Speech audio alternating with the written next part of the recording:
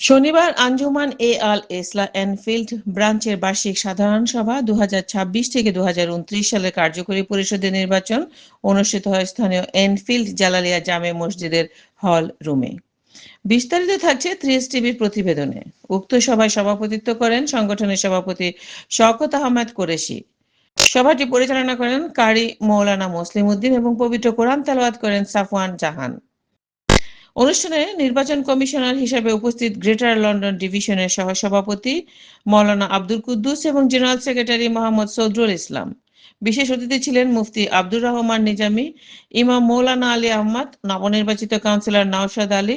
অনুষ্ঠানে বার্ষিক রিপোর্ট পেশ করেন সংগঠনের ট্রেজারার শাহিন উদ্দিন।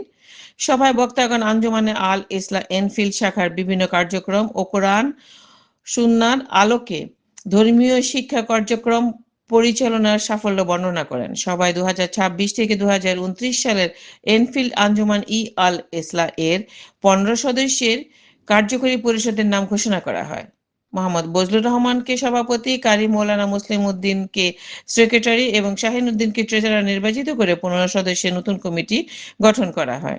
পরিশেষে বিশেষ মোনাজাত ও তবারক বিতরণের মাধ্যমে সভার সমাপ্তি ঘোষণা করা হয়।